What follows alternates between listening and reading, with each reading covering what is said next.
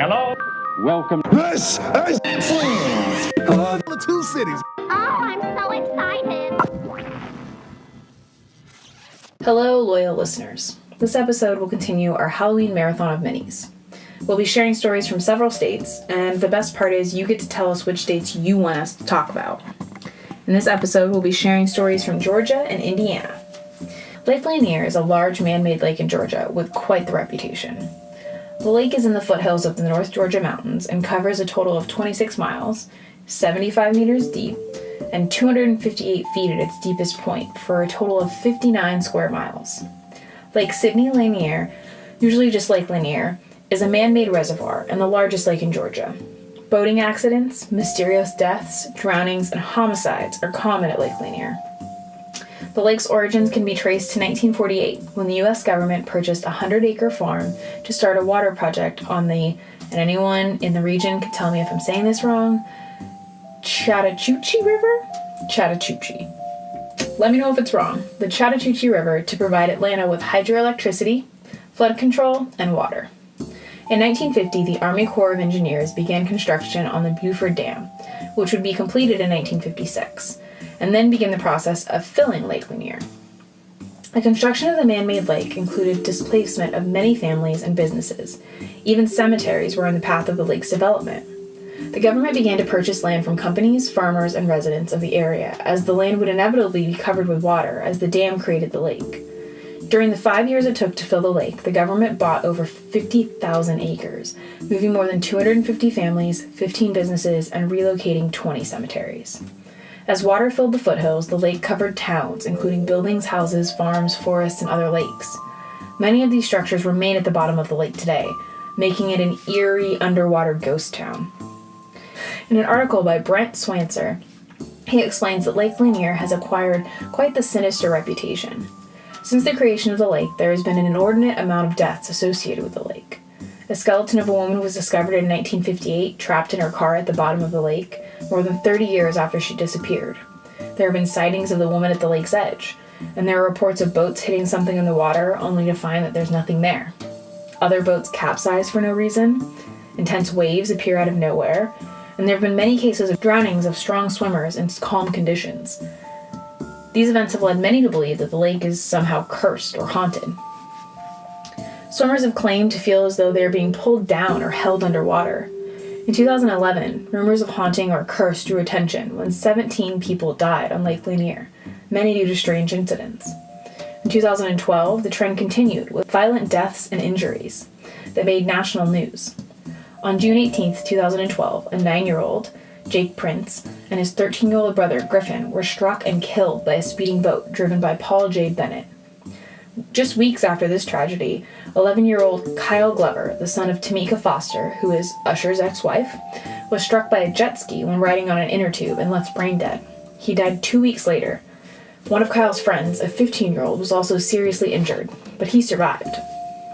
There have been many high-profile deaths recently that have brought the lake its reputation, but there was also many accidents and drownings since the lake's opening.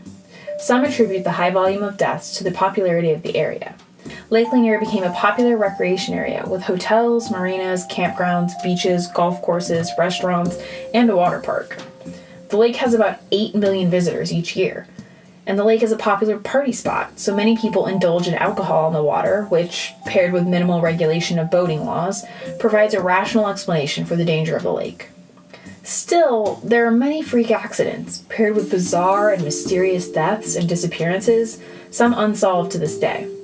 For example, the case of Kelly Nash, a 25-year-old who went missing from his home in Buford, Georgia on January 5, 2012. He woke that morning with flu-like symptoms and told his girlfriend he felt terrible and really needed to see a doctor. His girlfriend woke up to find that he had gone, without his wallet, keys, or ID. He still hadn't returned that evening, so she called the police, who found a 9mm pistol was also missing from the house, but nothing else. A search was launched and a reward offered for information about the young man. And a month after his disappearance, his body was found decomposed in Lake Lanier. He was still in his pajamas that he wore the day he went missing, and his body showed no signs of major trauma, but he suffered a single gunshot to the head. The crime still remains unsolved. Another mysterious case, that of Hannah Truelove, a 16-year-old high school student who went missing from her apartment complex near Lake Lanier. Hannah went missing August 24, 2012. Her body was found in a wooded area by the lake by another resident of her apartment complex. Hannah had been stabbed multiple times, but the cause of death was not conclusive. Drowning was not ruled out. To make things worse, Hannah had sent a series of tweets speaking about being afraid of a stalker and being unhappy in her life at the apartment complex. One read, "So scared right now." Her father later claimed that she never made a mention of this to him. Police were never able to solve this case either. And maybe the most notorious death associated with Lake Lanier. In 1958, Delia Parker Young and her friend Susie Roberts were headed to Dawsonville for a night out. They never returned. An investigation following their disappearance found that they had visited a gas station and left without paying. The only clue they had left was the skid marks from their tires before the car flew off the Lanier Bridge into the lake below. The vehicle wasn't found right away. Divers searched for the car but couldn't locate it in the murky water. Nothing was really found for 18 months, when a fisherman found a gruesome discovery. A body he thought was that of Delia, but the corpse could not be identified. It was missing 2 toes and both hands. They couldn't determine why the body was missing its hands, and with no way of knowing if it was Delia, it was eventually buried in an unmarked grave in the Alta Vista Cemetery. Susie's body and the car remained missing despite repeated searches. The case remained open until 1990, when construction on the expansion of the Lanier Bridge required dredging of the bottom of the lake for new pillars. They uncovered a rusted 1954 Ford with human remains. The car was hidden in tree trunks and mud. The body was decomposed so badly it could not be identified, but the items found with the body confirmed it was Susie Roberts, leading investigators to assert the other body had been Delia Parker Young. The unmarked grave was marked, and Susie was buried beside her. While the case has finally been solved, the urban legends it created remain. Many believe the ghostly woman dressed in blue and missing hands can be seen walking down the Lanier Bridge. The ghost is to believe that of Delia, and has come to be known as the Lady of the Lake. They say she's wandering looking for her hands. Others say mysterious forces pulling swimmers underwater and causing boats to capsize are the Lady of the Lake. Others say there's a catfish at the bottom of the lake that's large enough to swallow a dog or drown a diver. Fishermen have reported gigantic catfish from 5 to 7 feet long. They're said to attack swimmers and divers. They're also said to be attracted to deep waters below the Buford Dam. Divers in that area have seen the fish themselves, scary enough that some divers have refused to go back.